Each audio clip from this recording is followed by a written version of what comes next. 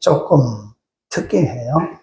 우리가 보면 전기 선지서나 혹은 후기 선지서의 역사적인 배경을 보면 어떤 성경은 남한국 유다를 배경으로 하는 말씀이 있고, 어떤 성경은 북왕국 이스라엘을 대상으로 주신 말씀인데, 미가서 1절에 보면, 1장 1절에 보면 이런 말씀 맨 끝에 가보면 사마리아와 예루살렘에 관한 몫이다. 사마리아는 북왕국 이스라엘의 수도잖아요. 그리고 예루살렘은 남왕국 유다의 수도입니다. 이스라엘의 수도, 그리고 남왕국, 북왕국 이스라엘의 수도, 남왕국 유다의 수도. 그러니까 이게 사마리아, 이스라엘, 그리고 예루살렘, 유다 이렇게 되는 거죠. 그러니까 이 미가서는 북왕국 대상, 그리고 남왕국 대상이다. 이게 북왕국과 남왕국 모두를 대상으로 하는 말씀이다. 그 다음에 역사적인 배경을 보면 유다 열왕, 요담, 아하스, 히스기야 이렇게 줄을 그어놓고요. 요 세 왕이 통치한 기간이 63년입니다. 63년. 그러니까 미가라고 하는 선지자가 63년 동안 예언을 했다. 긴 시간 동안 예언을 했다. 이렇게 보시면 되고요. 이것은 다르게 말하면 긴 시간 동안 북왕국 이스라엘이나 남왕국 유다가 계속해서 하나님을 떠나서 불순종하고 또 말씀을 떠나서 불신앙적인 생활을 했다. 이렇게 보시면 되고요. 그 다음에 1절에서 또 한 가지 우리가 꼭 짚고 넘어가야 할 것이 뭐냐면 모레셋 사람 미가, 여기다 줄 붙습니다. 미가의 출신지가 어디냐? 모레셋입니다. 모레셋 사람, 모레셋 출신 미가, 그런 뜻이죠. 모레셋은 아주 시골이에요, 시골. 미가라고 하는 선지자는 사실은 선지자로 부름을 받기 전에 모레셋이라고 하는 아주 시골에서 농사를 짓던 사람이라고요. 그래서 이제 주석가들에 따르면 뽕나무 농사를 지었다. 그러니까 아주 시골에서 농사를 짓던 무명의 미가에게 하나님의 말씀이 계속 임했다. 끝에 보면 묵시라. 이런 걸 보면요. 사람이 없었나 그런 생각을 하죠. 제사장도 타락, 그리고 레위인도 타락, 왕들도 타락, 다 타락한 거예요. 그러니까 이 시기 동안에 사실은 하나님께서 사람을 쓰셔야 되는데 하나님께서 쓰실 만한 사람들이 없는 거예요. 그러니까 하나님이 쓰실 때, 사람을 쓰실 때 보면요, 뭐 유명한 사람, 혈통이 좋은 사람, 그런 사람이 아니라 하나님이 필요하시면 저 시골에서 농사 짓는, 뽕나무 농사 짓는 그런 사람을 쓰시는 거예요. 이런 거를 보면요, 우리가 시대의 아픔이다 그럽니다. 시대의 아픔. 사람이 없었다. 레위인도 있었어요. 그 당시 레위인이 없었나요? 레위인도 있었죠. 레위인도 있었고 제사장도 있었고 이 사람들이 유월절 지켰고 맥주절 지켰고 오늘날로 말하면 이렇게 안식일도 다 지켰다고요. 그런데 이 사람들이 다 뭐에 빠진 거예요? 다 종교에 빠졌다. 종교.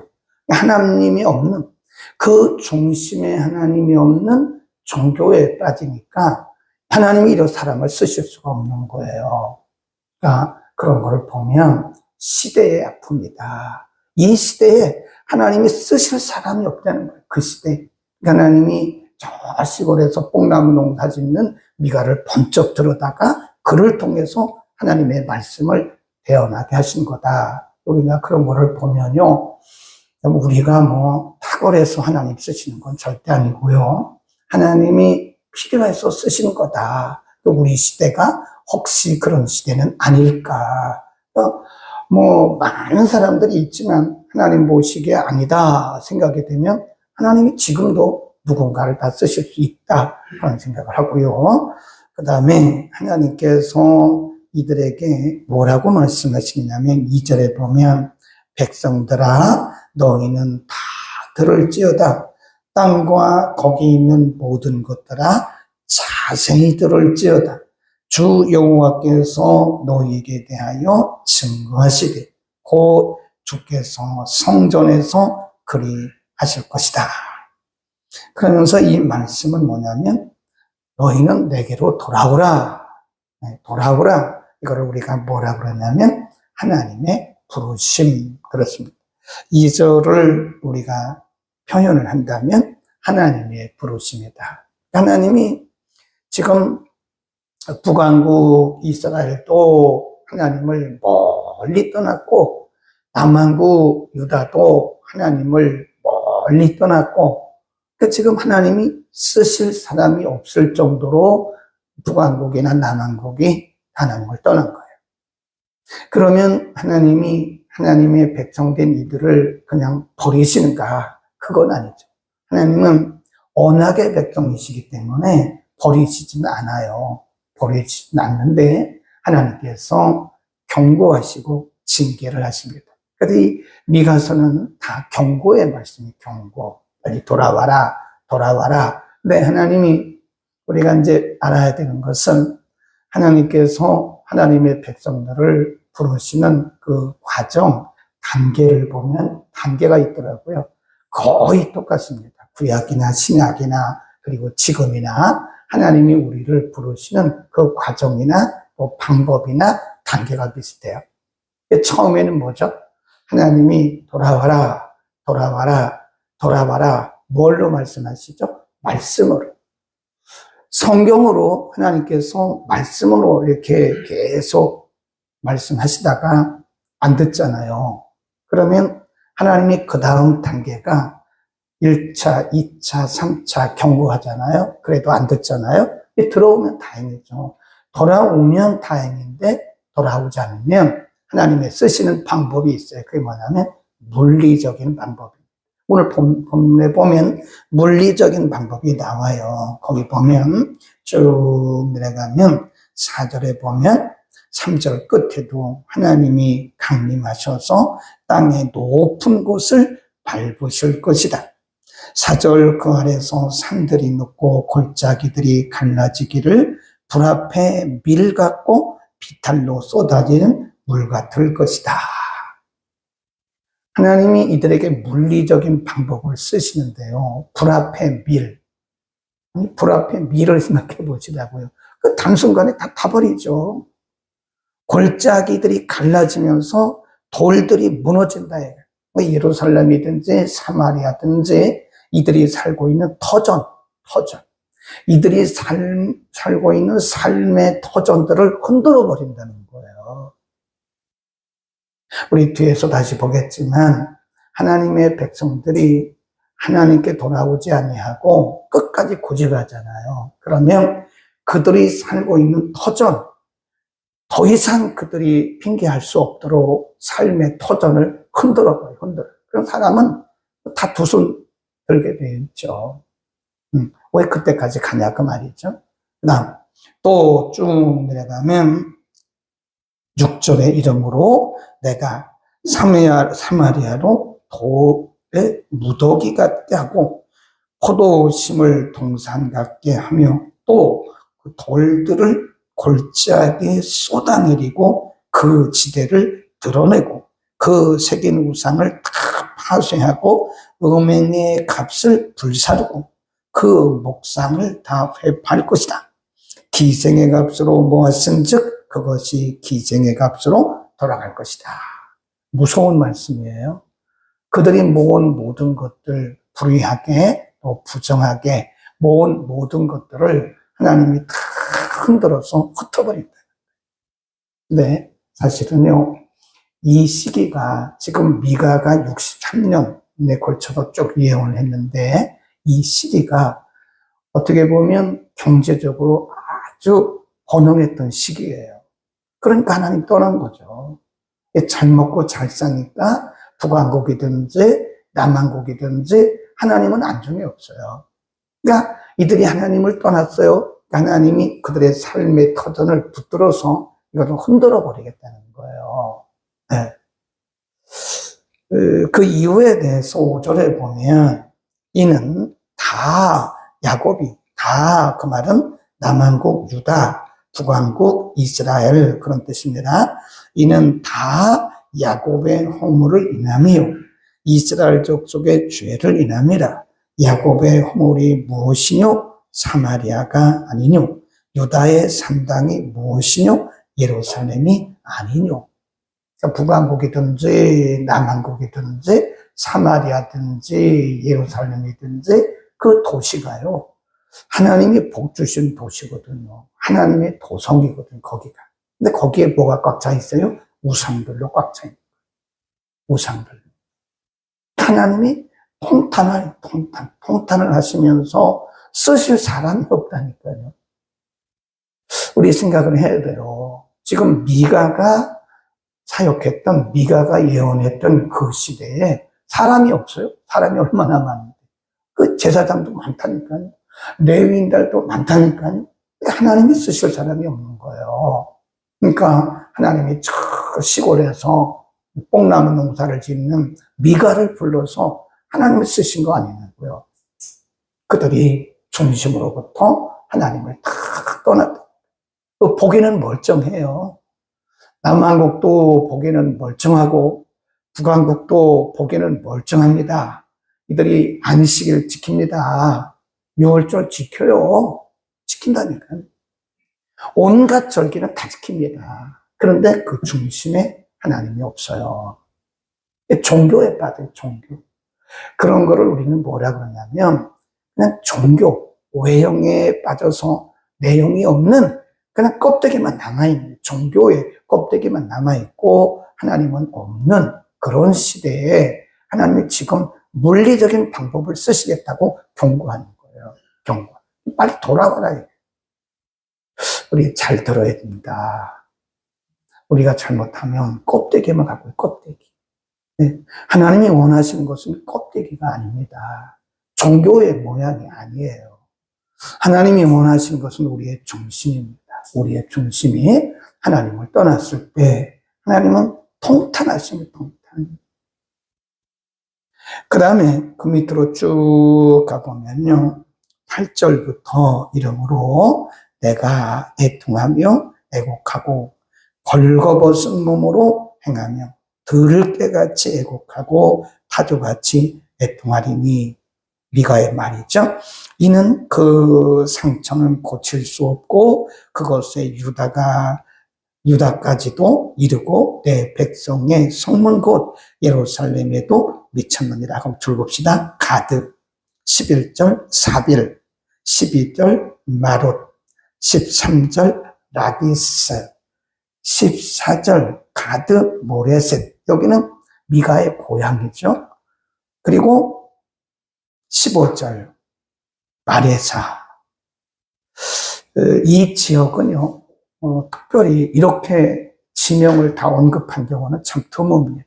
근데 지금 하나님이 미가를 통해서 유다, 이게 남유다거든요. 이쪽 지역은 남유다 지역의 유명한 지역을 다 이렇게 하나님이 거론하신 거예요. 그거 다시 줄 그으셨어요? 다시 한번 10절 가드, 11절 사빌, 12절 마롯, 13절 라기스, 14절 가드 모레셋, 15절 마레사. 이게 어딘지 아세요?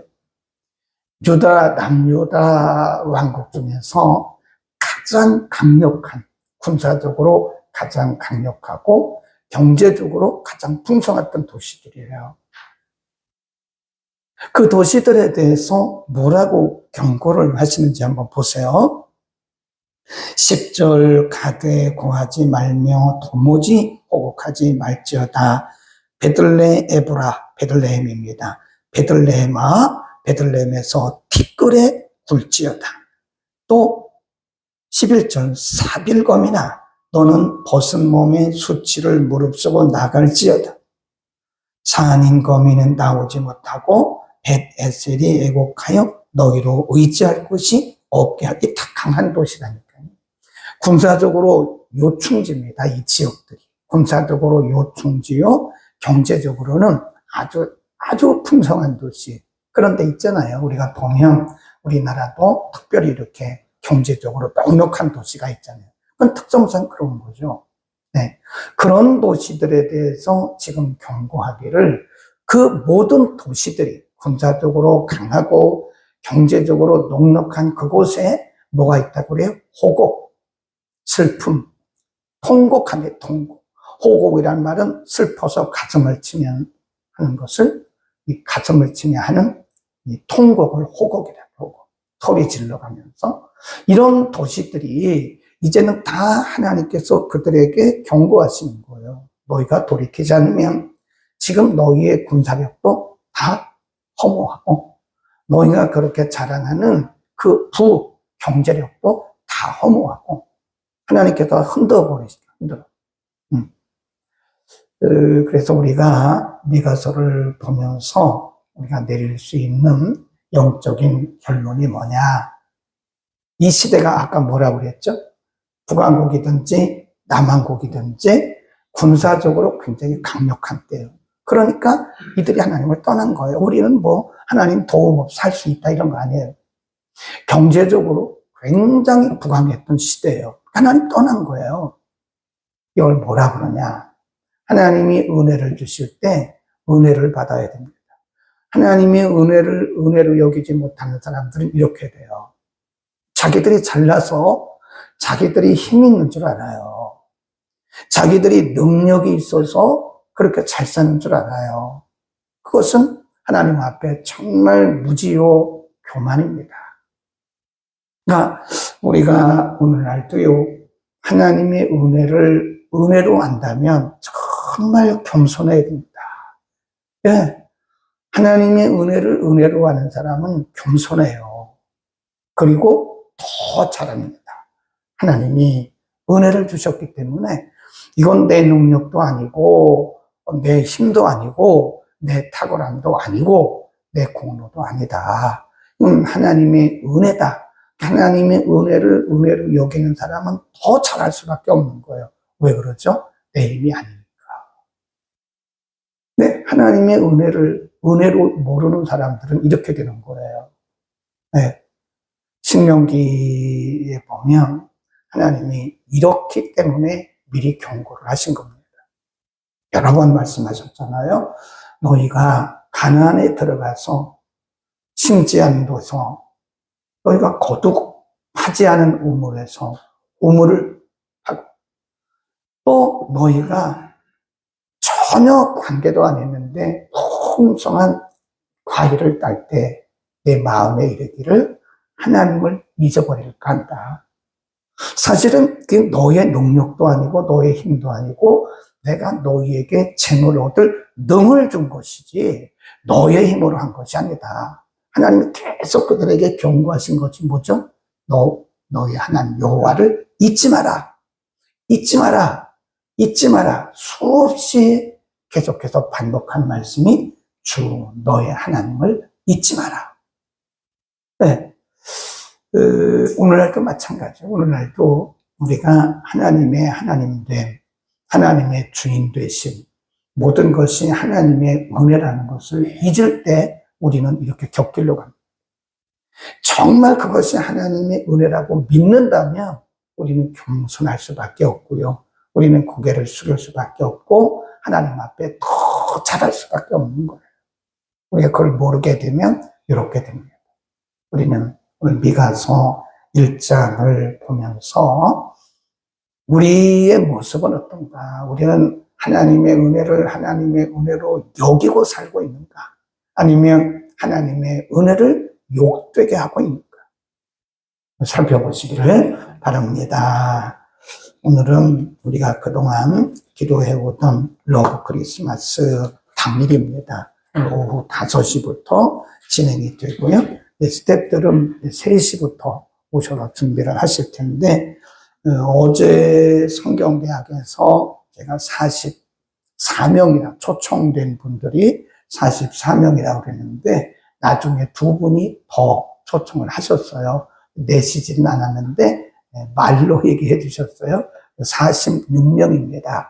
46명. 어제 제가 캡처하라고 다 보여드렸는데, 이름을 불러도 되고, 아니면 이름을 안 불러도 되고, 46명입니다. 이렇게 내신 분이 46명을 우리가 올려드리면서, 오늘 이분들이 다 오실 수 있도록. 그래서 오늘 복음을 듣고, 이게 행사가 아니에요. 영혼을 초청하시는 하나님의 부르심입니다. 모든 진행하는 스텝들이 잘 진행할 수 있도록 지혜도 주시고, 은혜롭게 잘 맞춰서 작년처럼 올해도 영혼의 결실이 있도록 기도하시기를 바랍니다. 기도합니다. 거룩하신 우리 아버지, 63년에 걸친 미가 선지자의 예언을 오늘 우리가 1장을 통해서 공부했습니다. 당시에 레위인도 있었고 제사장도 있었고 율법에 능한 많은 서기관들도 있었습니다. 그러나 하나님께서 쓰실 사람이 없었음을 우리에게 보여주시고 가드 모레셋 저 시골 사람 미가를 하나님이 들으셔서 쓰신 것을 보면서 이 시대의 영적인 상태는 어떠한지 우리가 점검하고 우리 자신도 보게 하옵소서. 이 시대가 군사적으로 강력한 시대요, 경제적으로는 넉넉한 시대였는데 오히려 영적으로는 이렇게 하나님을 멀리 떠나서 하나님께서 통탄하시는 모습을 봅니다. 하나님의 은혜를 받았으면서도 하나님의 은혜인 줄 모르고 하나님을 멀리했던 이스라엘과 유다 백성들처럼 우리도 그렇지 않은지 하나님의 은혜를 하나님의 은혜로 하는 지혜와 겸손과 온유함을 허락하여 주옵소서. 하나님 돌아보면 우리가 살아가는 것은 우리의 능력이나 우리의 탁월함이 아니라 하나님의 은혜가 아닌 것이 하나도 없습니다. 모두가 다 하나님의 은혜인 것을 우리가 고백하면서 하루하루 천국 가는 그날까지 겸손하게 살아가도록 우리 모두에게 은혜를 더하여 주옵소서. 한 영혼을 천하보다 더 사랑하시는 거룩하신 아버지요, 우리가 그동안 기도하며 준비하고 초청한 귀한 영혼들을 초청하고 복음 전하고 저들을 하나님께로 인도하는 영혼 초청잔치 오늘 두 번째, 작년에 이어서 두 번째 우리가 실시를 합니다. 준비한 모든 스태프들, 진행하는 모든 스태프들에게 하나님 지혜와 명철을 주시고 오늘 오는 모든 초청자들 46명을 하나님 앞에 올려드립니다. 하나님 저들 마음을 주장하시고 악한 원수막이 틈타지 못하도록 능력의 예수 보혈로 덮어 주옵소서. 하나님 오늘도 영혼의 열매를 거두는 영혼의 추수의 역사가 일어나게 하옵소서. 우리 모든 성도들이 한 마음이 되어서 단일 대우를 이루어서 이 일에 동참하게 하시고 기쁨으로 오늘도 하나님을 섬기게 하옵소서.